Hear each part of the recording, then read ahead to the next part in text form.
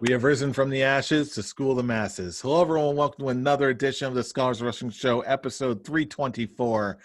I am a man behind the microphone. I'm going to have to get used to that.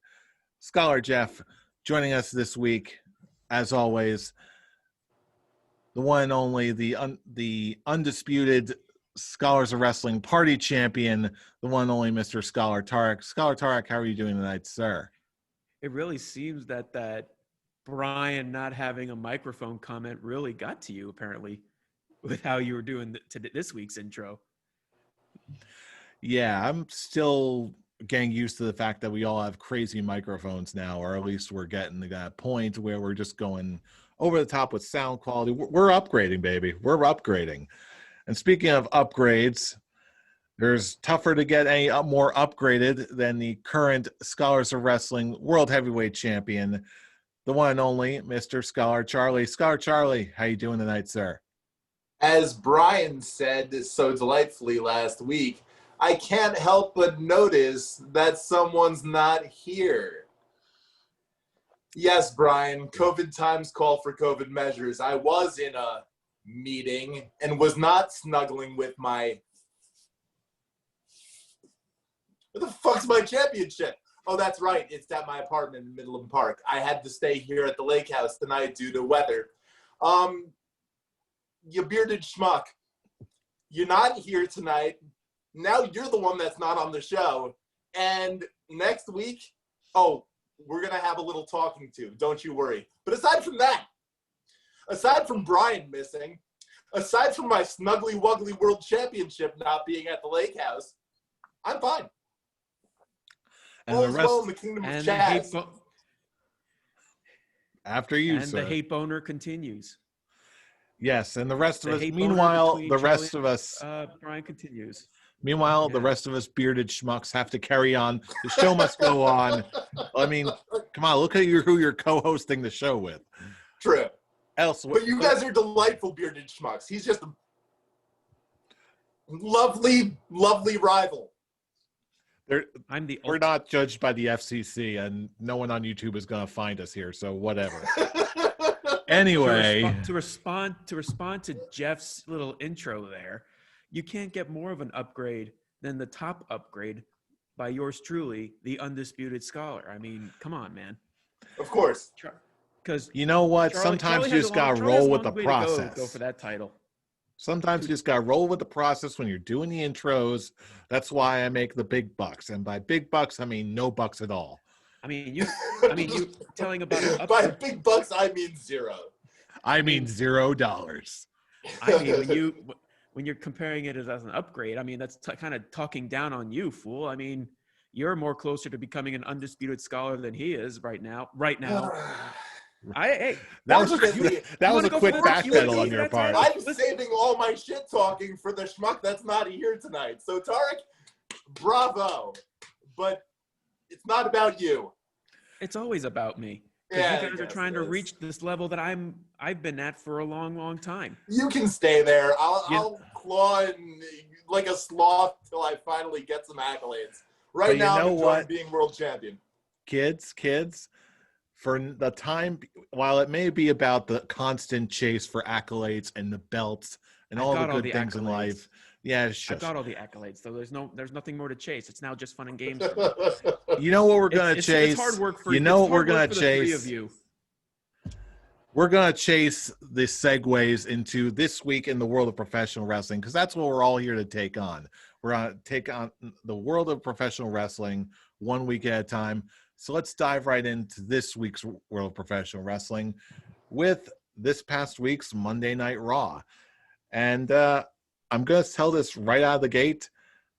I do like Alexa Bliss closing this show with some Hadoukens. It's been fun. We're in like the minimal crowd that actually enjoyed that segment, because the rest of the wrestling world, most of the wrestling world seems to really criticize it. And at this point, they need to start appreciating fireball after fireball after fireball after fireball. Well, no wonder you love it so much. Inside jokes, never mind. When it really comes to basically most of the rest of the wrestling world kind of criticizing that. I feel like now it's at that point where some people think it's just cool to hate on Bray Wyatt's story now, because that's all people are really like. Now the main criticism I've been seeing with Bray Wyatt is like now he's just become too much of a quote unquote magic character. And well, of course, the man who's been criticizing it from the beginning is Brian Alvarez, but now I've just seen a good number of other people really like thinking, oh, we used to love Bray Wyatt, but now it's just not working for me anymore, this whole ordeal. But hey, for me, it's the complete opposite. I'm Absolutely. I'm loving the hell out of this. Yeah. I'm still loving the hell out of this, and I'm just waiting. Like, I like the slow build of the inevitable return of the Fiend Bray Wyatt. Yeah. And not for nothing, I feel like Brian Alvarez is a little bit too negative in general. I do like him as a personality, as a wrestler. His delivery is excellent, but at the same time, I feel like his delivery is a lot like the Brian Lasts of the world, where it can their voice, because of how they speak, can very easily come across as excessively negative. Anything else notwithstanding, content he's been notwithstanding. negative about Bray Wyatt. He's been negative about Bray Wyatt since day one. Yeah, he's case in point right there. And yeah, it's not even like coming off as negative. It is negative, and there are times when I just like I think sometimes I think there's just some things he doesn't like, and he just refuses to ever acknowledge the positives on it if it's something he doesn't like, which he has some very valid criticism. I mean, he is a great wrestling mind. It's just sometimes I agree with most things. I don't agree with most things, and this is just one of those things. I just don't agree with him. Well, look at you having a sensible worldview. How dare you? He criticizes someone tried. He's like, you just don't understand the lore of the Fiend, and he just like the lore of the Fiend. I'm like, I saw that. Like, yeah, heaven forbid someone try to innovate or inject something new into the world of wrestling. Yeah, I was like, well, when you really think about it, yeah, this character has been built. There is a lore, but for the Bray Wyatt and the Fiend character, and he's just like, I think that response just solidifies that he's just gonna hate on this. There's never gonna be anything good on the Bray Wyatt or the Fiend character for him. Well, good thing it's not for him. Yeah. Well, yeah. When it comes to Alexa Bliss, well, you guys do the Hadouken. I just do some firebending. So, Hadouken, firebending, we all win. I've seen it's amusement. And since I am a big, ridiculous Avatar fan, and that's just basically me being like saying it as low as possible, my fandom of Avatar: The Last Airbender. But yeah, I looked at it as firebending, and I'm really excited. I just wish I knew where Triple H Thanos into in that segment. It's like the old saying goes, it's magic. I don't gotta explain shit. But when it came for the rest of Raw, I'm once again in that like minimum crowd that actually I was watching, and I'm like, you know what? With what they had, and now reading about the changes they had to make because of COVID issues, and that's why most wrestlers weren't there, and some others worked double time, like Matt Riddle and Keith Lee and Sheamus. I'm like, you know what? It's fair. It's really fair to like what they had to do, but all in all, I did find myself actually enjoying Raw. Was it a great show? No. Did it leave any mark that made me want to look forward to next week? Well, with Bray Wyatt inevitably coming back, sure, but he'll probably won't even show up next week either. He'll probably show up by the go home show for the Royal Rumble. But all in all, I did find myself enjoying Raw. Like, I had very little criticisms. Like, the only real criticism I had on the show was you have Keith Lee and Sheamus beating Miz and Morrison. Of course, they're just like, hey, good job. Yeah. I like that you did blind tag me to get that win, but you know what? Yeah, good for you. Good for you. Yeah, we won. And then commercial happens, and then all of a sudden they're beating the shit out of each other. Wait, what the hell did I miss? and they don't show anything of what happened during the commercial that led to them wanting to, beat the shit out of each other. But hey, it made Keith Lee look super amazing out of it. So there you go. It's Sheamus. He's an Irishman. You don't gotta explain shit. They're just guys like, oh yeah, well, I kind of looked at it as like when McIntyre and Sheamus fought backstage, and then one official tried to break it up, and they're just like, can you believe this guy? And they beat him up, and then afterwards, pint, but you're paying, you cheap bastard. I think that's got to be, in all seriousness, what they were going for with all that. Probably like guys who are like, yeah, I respect you, but when we have something and we want to fight, we will beat the shit out of each other, and then afterwards go for a drink after. I like that. Speaking of fighting to end conflict, a little Scholars Quick Talk question for you all. Real quick, the burning question of the day. Is Charlotte, in fact, going to get a new stepmom? Yes or no? Thoughts? Oh,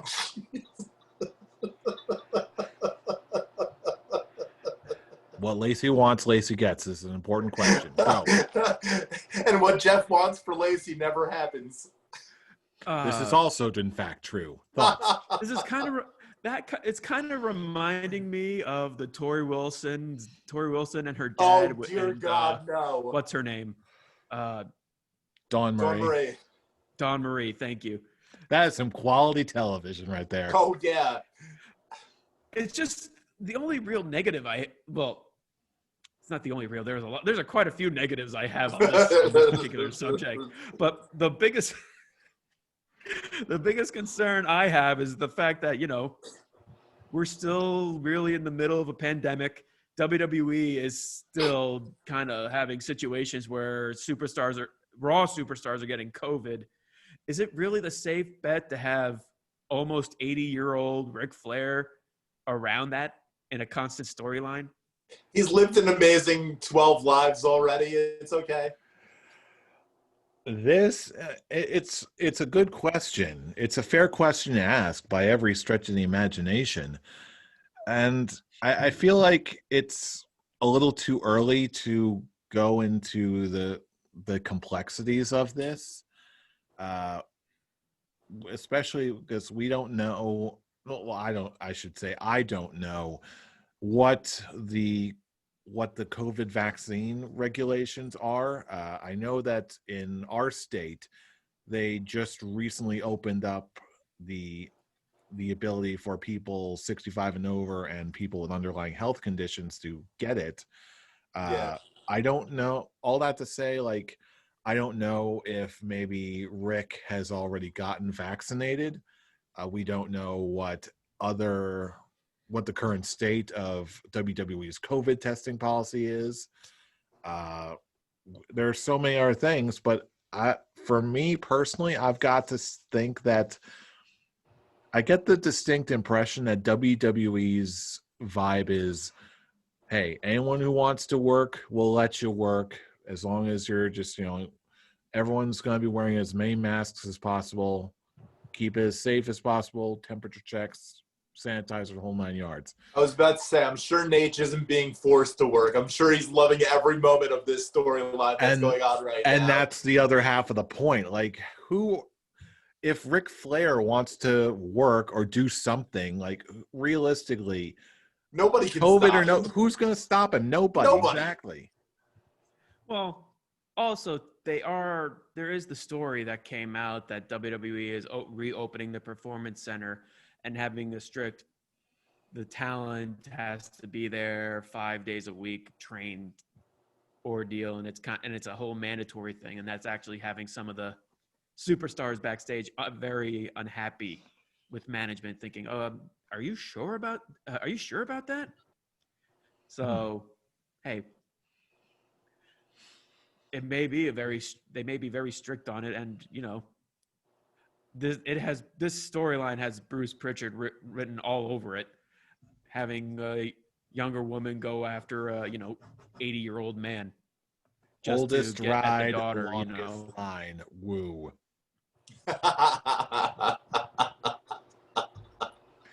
And no joke, on Twitter, Lacey Evans has been on fire. She's been like, okay, yeah, I'm I might be a stepmom in the future. I'm looking for some new reading material. Can anybody help me Got a out? 5-year plan. People have been looking. People have been posting like self-help books. I actually posted the title of a legit. Of course you I did. read like, okay, here you go. Just enjoy that. Wink, wink, nudge, nudge. It's fun. I don't care. I love it. But this is what I don't get, and I was gonna say this earlier when we were talking about Brian Alvarez. We right now are experiencing the closest thing to another.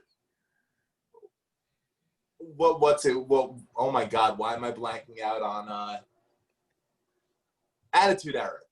We're seeing fireballs shot at people's face. We're seeing the Dawn Marie-esque storyline happening, and yet there are still people with the audacity to whine and bitch about it. It's gonna happen no matter what WWE puts on, no matter who takes control. And it's just upsetting. And wait, hold on. What is upsetting? The negative reaction you've been seeing from fans? Yes, that no matter what, you can't please everybody. And I understand that, but which is exactly why to at least bring more theatrical aspects to pro wrestling because of COVID. And yet there's still reviewers bitching and moaning about it. And you know what? That's why they don't try and please anybody anymore. They try and reinforce their core fans, including those who enjoy it and those who will bitch about it no matter what you do, but will still tune in anyway. And I think they're knocking it out of the park. Fair. So I wouldn't go knocking it out of the park, but there are very good things, and they're also very, what the hell is this things? Yeah, but then again, it's all relevant. That was the Attitude Era in a nutshell. Do we need to talk about the hand again? I was about to say. So let's not. Okay. Let's move that. Let's leave that in the past behind us. It's never been about entertaining the fans. It's always been about entertaining Vince. Come on, you know that. No, of course. Otherwise, R-Truth would be a 2-time 24/7 champion and not a 8,567 time 24/7 champion. Come to think of it, now I understand why there's a storyline about a beautiful, buxom blonde chasing a geriatric old man. Oh wait, why would Vince ever think of that? I have no idea. Haven't the slightest clue. Just must have just come to his mind.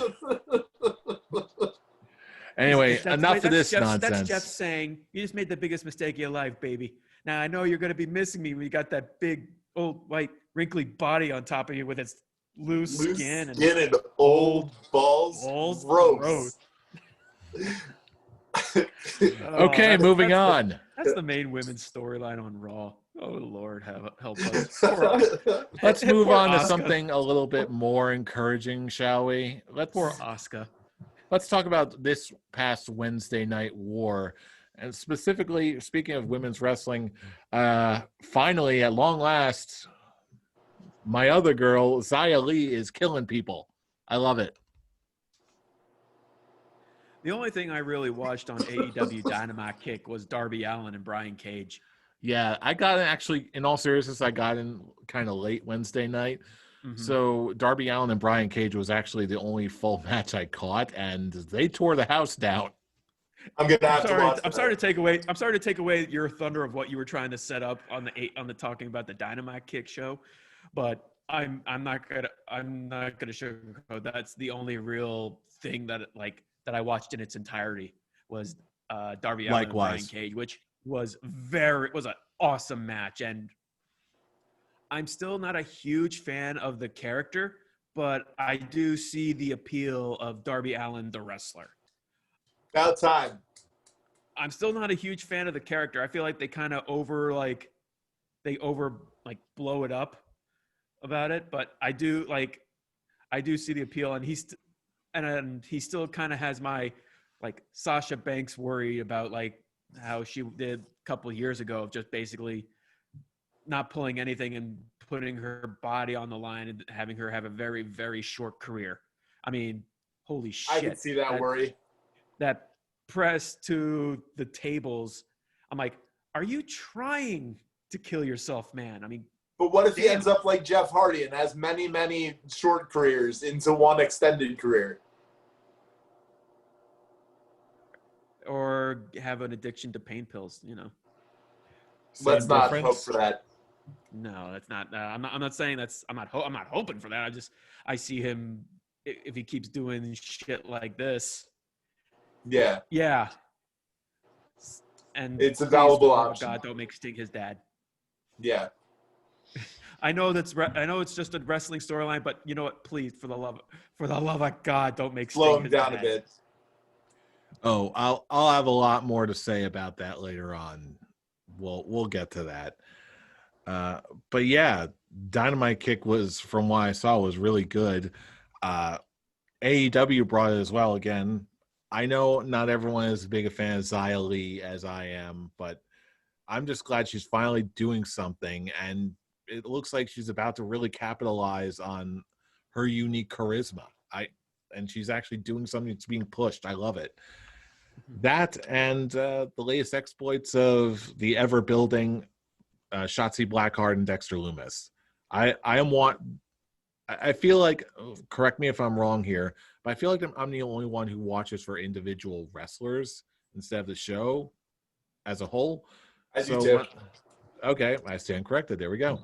So when I see everyone I like all sort of thriving all at once, it all adds a lot. And I think there's a bright future ahead for Shotzi Blackheart and Dexter Lumis. It's just a matter of not if, but when.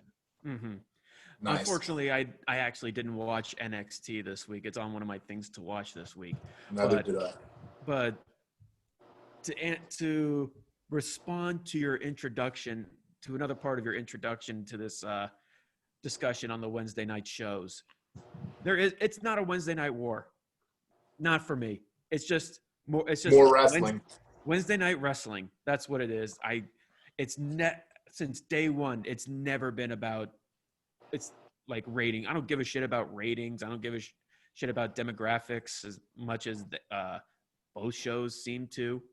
But yeah, it's just more great wrestling shows, and yeah, I'm very. It's more. This is good. My favorite stars like Dexter Lumis and Shotzi Blackheart are getting time to shine, and I see a North American championship in Dexter Lumis's future. And I'm glad definitely. you brought that up. I'm glad you brought that up, Fool, about not just seeing wrestling and not seeing it as like a war or anything like that. I get what you're saying, and especially since we're talking about excessively negative fans, when you say things like just enjoy wrestling and just enjoy what we have, I totally get it, because some people just take it way too far. Mm-hmm. On the other hand, my mindset is, yeah, of course, we're living in a time where there's lots of wrestling, the business is thriving, and it's amazing. But for me personally, I still see, again, in the right context, just sort of like seeing where the competition is and like how the ebb and flow of viewership, where people end up going, and just sort of guessing and speculating about, okay, who's going to go where, or what kind of matches could we see in the future. That to me is a more optimistic, fun type of the viewership experience. Like, yeah, it may not be a war, or shouldn't be as aggressive as it is. But for me, the speculation, the guessing, the anticipation, the fantasies booking, it's all a part of the fandom. And it's one that, again, in my opinion, still has its place, provided it does not get out of control and over the top. Everything in its place. But we have a toxic fan base, so everything has to be. Oh yeah, wrestling fans are ridiculous. There's no doubt about that. Wrestling fans like, oh, it's AEW may beat NXT, but they haven't beaten Raw or SmackDown. Or AEW fans with the dancing. Who cares? With the dancing people with the coffin, and the NXT logo is the coffin. I'm like, God, every single one of you people suck. Just enjoy. Yeah, you have your wrestling show, but don't. These are probably the same people that thought NXT was such great shit. And then AEW comes along, it's like, oh yeah, they're fickle, and just say, oh, because whatever's new is NXT what's hot, and whatever. Oh, they're just NXT, jumping ship. oh, I like it. It's like, oh, NXT, but it has that WWE logo in the middle of it. It's still a WWE product. And I hate WWE. Oh my everything God. everything WWE is just garbage. I hate it. And then it's just, well, one thing, Vince McMahon is still, running things. And of course, he still is an asshole, but hey, at least there are aspects of the product that I am enjoying. So Yeah, and meanwhile, I'm just going to be completely sitting in my corner enjoying my 80s slasher movie villain ripoffs and buff blonde mommies. So yay! And yeah, I mean, it's not for me. It's not about. I'm I'm me. ignoring that. It's I heard nothing. It's I have the good reason to hate the backstage politics of how WWE runs things compared to how AEW has been running things backstage. It's night and day. But it's still the fact of I have some of my favorite wrestlers in WWE, and I'm supporting them no matter where they go. It doesn't matter what show they're on, what brand they are, what company they're in. It's me supporting them over supporting the jackass running the show and the guy who actually is a down-to-earth dude running that one. It's just, oh, I want to see my favorite wrestlers succeed. So, amen. Yeah. And speaking of, I don't think I could ask for a better transition than that. I'm talking about See where you're going with this tonight. We're recording this right after this week's edition of Friday Night SmackDown, and whoo boy, what an episode this was! It was a good show, including first and foremost, what I would be shocked if this wasn't a candidate for your match of the year. Fool, we got Daniel Bryan and Cesaro wrestling like it was 2009 in Ring of Honor and Hammerstein Ballroom. Fantastic. Chain wrestling, psychology out the wing wong. This was amazing. It's yes, funny. The only thing that I actually didn't like was just the video package of them setting up the match. It's that backstage back and forth between Bryan and Cesaro bringing up the Macarena. I'm like, wow, that is crap. That is a crap dialogue, and I'm kind of disappointed that it seems that they're keeping Cesaro as a heel, and they just making Shinsuke a face. I'm not a huge yet fan of another big change that they're making this week. He got his old music back. Yes. Yeah, right. Note of that. It's just solidified that the previous theme music was just there because he's a heel and he didn't want people sing. At least people backstage didn't want him singing his theme song. But yeah,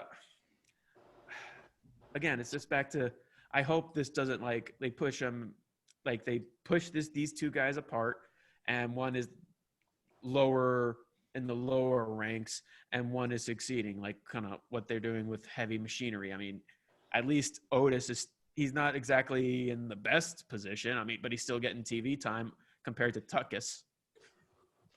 Question for you, fool. I know you were busy this evening, but did you see the conclusion of the Bryan Cesaro match? Oh, I loved it. Mm-hmm. So that alone gives me some hope that, you know what, even if Cesaro is a heel, there's still potential. There's still hope. There's still promise. I hope this will is kind of like leading into our next major discussion for the show. But yeah, I hope this is not just, they're not just going to find another tag team partner and keep them in the tag team division. I hope that these guys will still be together, but having strong single careers. I think that's going to definitely be the way that they go. Seems like how they're going. Yeah, considering if nothing else, Cesaro has a proven track record of making seemingly random tag teams work and work beautifully. I think Cesaro will be safe. I think he'll be just fine no matter where he goes. He's virtually like Teflon in my eyes. You can put him anywhere, he'll still thrive. He'll find a way to pull it all off.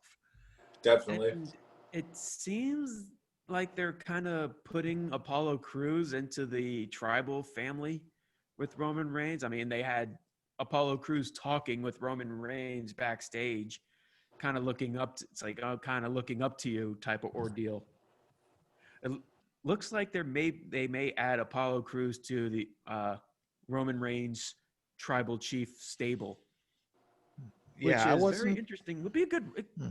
It's a interesting story. It's kind of a good rub to give Apollo Crews. I mean, yeah, WWE really needs to wake up with the lower card and actually, make them actually something worth watching instead of just being booked to shit. Yeah, I wasn't quite sure. I didn't quite get that impression from watching Apollo Crews' interaction with Roman Reigns. At least not as like a full family member. I just sort of took it as like a mafia don just speaking to someone about, okay, can you give me a favor? Like, okay, this is the deal, whatever. If anything, it solidifies Apollo Crews is in the line for a heel turn. Maybe he is, and maybe that. I feel like he's already there. Yeah, if we see like next week conclusively that he's doing more heelish stuff, then I'm like, okay, that's where they're going with heel turn. Yeah. But elsewhere, again, I have to admit I was disappointed in one thing this week, and that is with the Adam Pearce Roman Reigns contract signing for this evening. Because he pulled the old fast one to like, oh, yep. We always say card subject to change. That's why I got this other guy to sign for me. Oh, my leg's acting up. Here's Kevin Owens. I really wanted to see Adam Pearce. So did I. Thank you. I was like, are we actually? You were teasing me with all the scrap daddy stuff. I wanted to see Adam Pearce wrestle again. Yes. But I'm like, what? It's Kevin Owens, so I can't be too mad. Well, we know it's pretty much.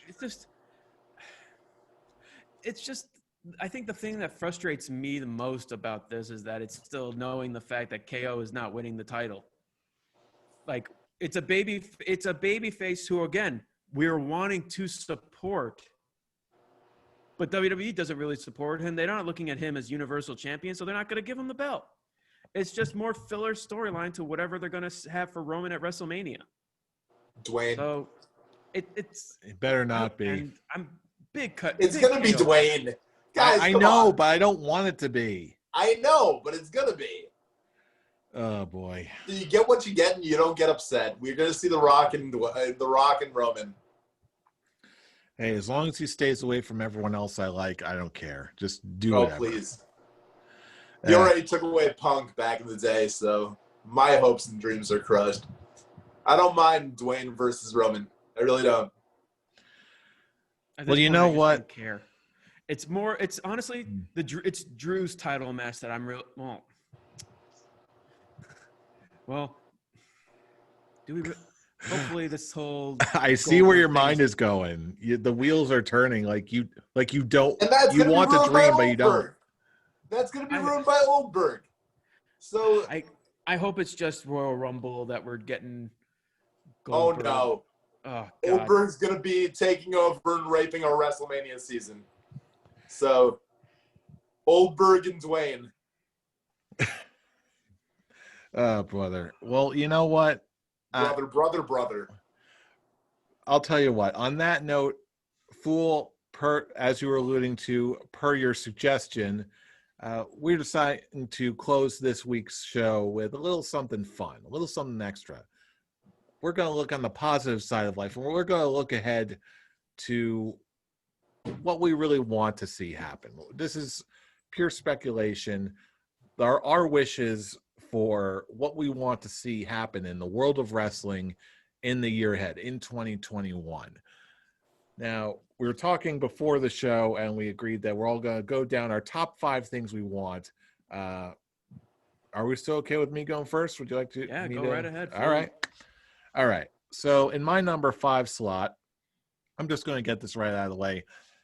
I want Lacey Evans to hold some titles, at least the women's tag What a title. shock! That's why I'm getting it right out of the way. It's predictable, but you know what? In all seriousness, my obvious fanboy bias aside, she's been putting in some work, and she's shown that not only has she improved, she can be an asset no matter where she is on the card. More so now that she's got some reps, been doing some reps with Natalya. She's been working with all kinds of different other characters. She actually has a defined character that is really easy and fun to watch. Charlotte's And there's, yeah, you heard me. And she's working with Ric Flair right now, and she's working with one of the top women in her division in Charlotte. There's working with Ric Flair. Woo. Hey, I'm not judging. So yeah, for top 5, I think she's working her way back up. She's back in the cycle again. And unfortunately, she's probably going to cost me some pay-per-view points in the future this year. So, but I don't care. She'll get there eventually. Lacey Evans, title, do it, bam. That's number 5. Number 4, this is more of a longer shot in my opinion, but I want to see it anyway, especially after this week. I want to say Shinsuke Nakamura as WWE champion. I feel like someone in the WWE, the gears are being shifted, and it seems like they're having some hope in Shinsuke Nakamura again. And even if it's just a momentary thing, for the right now, they need, at least for the sake of rewarding their hard workers, rewarding their talented workers, people who are draws, and to do something a little bit different to mix things up.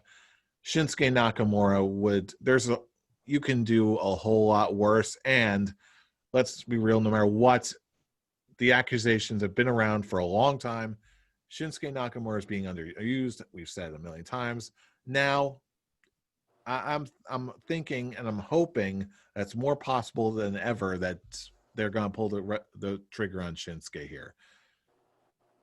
Number 3, I'm looking for my number 3 spot. I'm going to be looking outside of the WWE umbrella, and that is just the NWA as a whole. I want to see them come back and research and have this year of resurgence like they did when Power first started. They are doing a semi-regular YouTube show that they apparently taped quite a while back, it seemed, and even I think on one of the first episodes, our man Aaron Stevens even had an appearance. And again, in classic style, he was great. And there was plenty of wrestling elsewhere on the show. And as I'm sure you've noticed on AEW Dynamite Kick, the women's championship for the NWA has been defended quite a few times now. And even Thunder Rosa is showing up. So I'm really hoping this is a taste of good things to come for the NWA. The NWA I believe still has a lot to offer with a lot of their guys. And talent exchange or not, I want to see the NWA rise up as an individual promotion again. And starting from opening a door to closing one, my number 2 spot for 2021 in terms of wish list is the retirement tour of Sting. I think it's fair to say that not too many of us were really speculating that Sting was going to show up in wrestling ever again, let alone how he did in AEW and seemingly looking in ring shape. So that, of course, that gets everyone thinking he probably can't do too much anymore. But I'm also thinking that with what we saw in 2020 with the final farewell tour for The Undertaker, which is about as good ever gets, I would really like to see something very similar with Sting. Maybe 1 or 2 matches, just like a small handful, if he can, to close up shop, put some new wrestlers over. He's obviously going to be helping out Darby Allin in some capacity. Whatever that looks like, I don't know. But given how we saw how it could work in 2020 with a legend like The Undertaker, I see no reason why they can't or shouldn't do something like that for Sting. Now, finally, in my number one spot for what I want to see happen in 2021, there's really only one that came to mind right away as soon as you proposed this idea, Fool. The one thing I want to see more than any other thing in wrestling is I just want us to go back to wrestling shows again. I want to see live stadium Yes. WWE shows. There's already been some early talk, some early rumors that because WWE has pushed back the date for WrestleMania, that they're gonna try and stage it with real fans somewhere in Florida in a stadium that is already letting in actual fans. So I'm hoping that there's some truth to that. I'm sort of skeptical if they'll be able to pull it off by then, by like early to mid-April. But I'm still very much hopeful that I'm pretty confident they'll be able to wrap things up towards the end of the year, and we'll finally be able to see live stadium WWE wrestling again. Because again, that was my big disappointment for 2020 among at least the most obvious one when it comes to this show. My wife and I had tickets to go to SummerSlam in Boston right before COVID started, and it ruined everything. Yeah. And now we're just like now we're all chomping at the bit to see some live wrestling for the first time in years. For her, for the first time ever, now that she's really into it now. And it's just like, damn it, I want to see some live wrestling. That is my number one wish for 2021 in the world of wrestling. And with that, I'm going to tag it over to you, Fool. What's your top 5 wishes for what you want to see in 2021's world of wrestling? Well, it's actually funny because I actually told you guys before we started recording I didn't have 5 lists. I only had 4. And now I do have 5 because it didn't even really occur to me about that. But you said full real. I'm like, you know what? Yeah, I do really miss going to wrestling shows. So I'll put that as my number 5. Just because everything you said is just I miss that feeling of enjoying a wrestling show, whether it be WWE or an AEW show when they start going back on when they start actually doing a tour schedule. Whenever either company does a tour schedule again, yeah, I do. It actually is kind of really hitting hard how much like we haven't been to a wrestling show in a while, and I miss that. I mean, the last show I went to was Mania, but still, I miss being at a wrestling show. I miss the feeling of just cheering whoever's there, who I want to see, and all that. But yeah, that's my number 5. My number 4 is just when I look back, when I keep looking back on how they were together last year being the AEW tag team champions, and I kept thinking about their inevitable one-on-one match when when they split up and one turns heel and one turns face.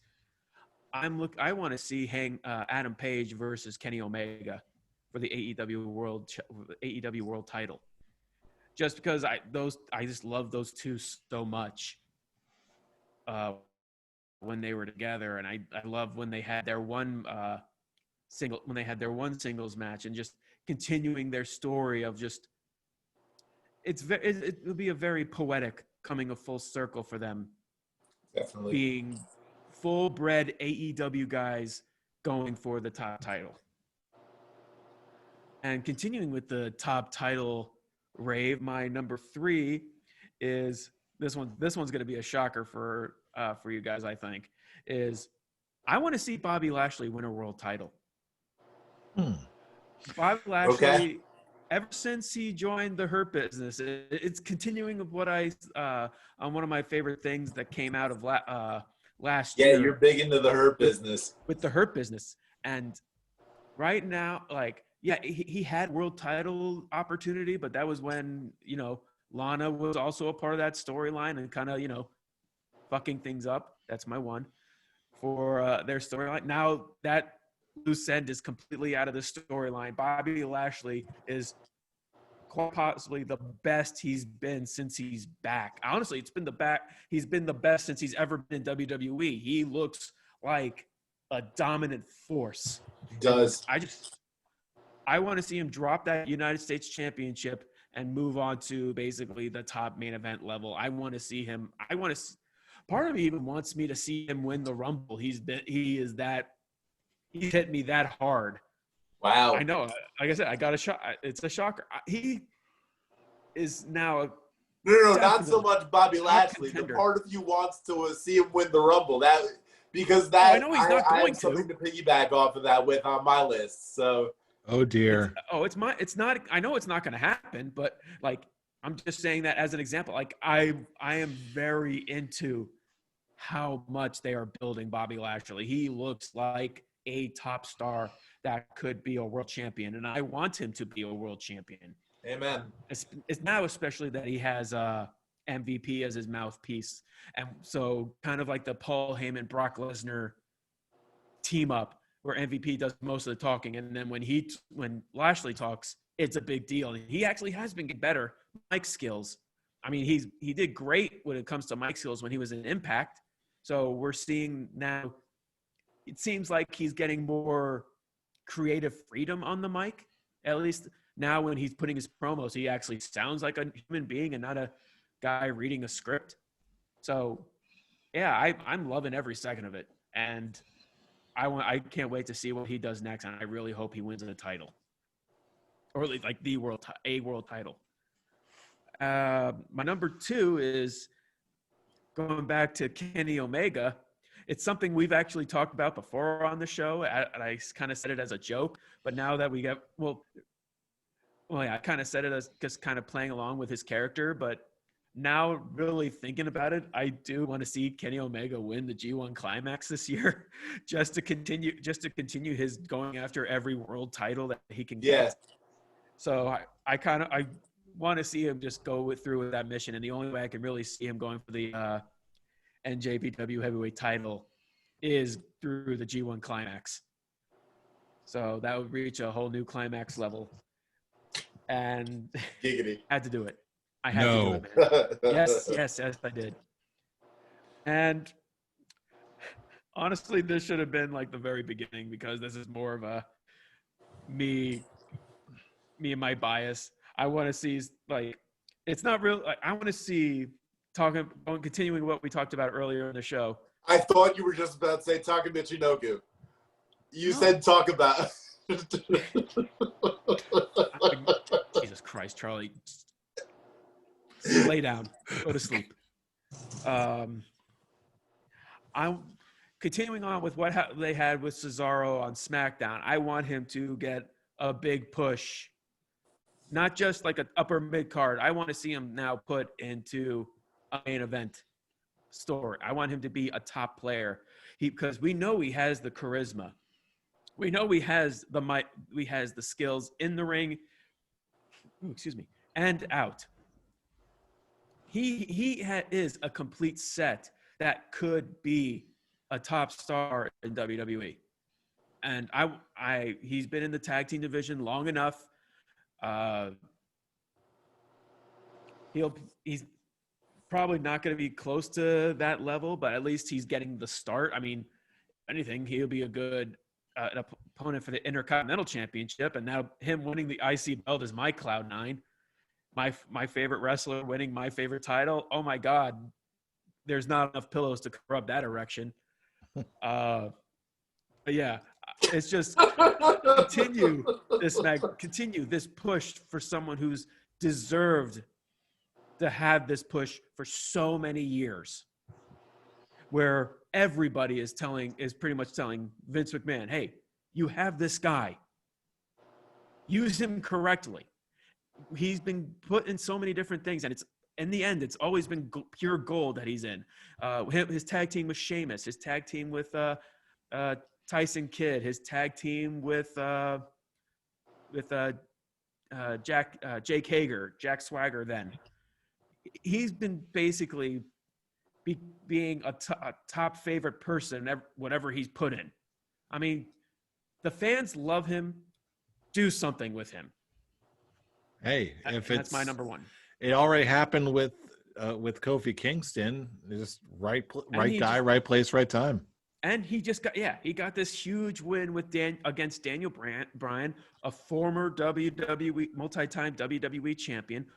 I am really hoping that this is not just a whole like, oh, that he just won and then nothing's going to happen. I mean, it's still kind of building that Daniel Bryan is the big underdog and being put in the he keeps constantly losing, and yet he was the first person to be put himself in the Rumble. Like, it builds his storyline as a top contender for Roman. But yeah, I hope Cesaro, this big win, actually does wonders for Cesaro. I hope he stops getting put in the tag team to lower card of WWE and put him in a position where he can flourish and become a top star. And yeah, that's my list.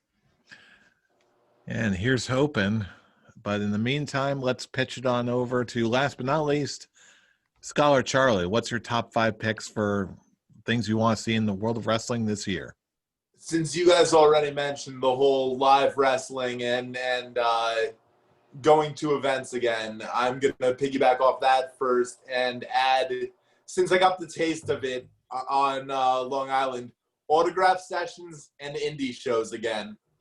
I cannot wait. Indie shows are the most intimate wrestling setting that there is. I'm an avid autograph collector, so I just love the time where you can go and spend time with the wrestlers and get their autographs and just be around true wrestling fans. Number 4, MJF is world champion. Has to happen. Number 3, put some championships on my boy Sammy Guevara. Number 2, I feel like this is an old chair shot reality because this is a please Vince that I just have to freaking get out of the way right now. Have someone new win the Royal Rumble. Please do not go in the direction that everyone thinks that we're going to go in just because old Berg appears on Raw. I don't want him running shot. And number 1, since I only got basically the Rumble pop of him last year, along with 2 other matches that I was grateful for, but didn't get enough of my rated R superstar, Edge. If you're going to have anybody from the past run seasons in WWE, forget about Oldberg. I'll allow Dwayne, it's cool, but let Edge have a good run in 2021. Please let Edge have a good run that I deserve to see 2020 and that I will begging to see in 2021. Rated R superstar, baby. Well, then again, it wouldn't be a list like this without some very personal, selfish picks on our own. So you're among good company. Completely selfish. That whole list. Now that you actually said that, how you ended that list, I now want to see Edge versus Adam Cole. Oh my God. Oh wow. Now that's a dream match right now. What if they put Edge in NXT? Let it happen. Oh, he would be a great teacher. Yeah. He would be putting over everyone. He'd be like, here, I'm going to lose every match for the rest of my career to make all of these kids look good. Now we're getting into fantasy booking territory here, and I love it. But you know what? Those are some good lists on our part, I think. So now is the time of the show where we turn it over to you, our wrestling viewing, listening audience, whatever you're doing. You share this wrestling world with us. We want to hear from you. What do you think of our list? What do you want to see in the year 2021 in the world of wrestling? Wish lists, whatever it is. Comment on our YouTube page, Facebook page, or if you want to join in the conversation yourself, join us on Twitter, as we always like to do, starting with @ScholarsOW, our main page for all the latest episode uploads. And if you want to get into contact with any of us directly, you can follow us on our personal accounts. Fool, where can he reach you? You can reach me now knowing that next week's episode is probably going to open with Brian's personal top 5 list of 2021 at the Oh Avatar. boy. And you're not wrong. And Charlie, Scholar Charlie, where can they reach you? You can find me talking plenty of shit about my lovely rival at Charlene. And you can find me hunkering down from all this madness at I'm Robbie Rage. Thank you once again, one and all, for joining us for another episode of the Scholars of Wrestling Show. We love it. The smack talk never stops, but then again, you already knew that because you know who we are. We're the Scholars of Wrestling, and you have just been schooled. You're welcome. Welcome. See you all next week for more madness.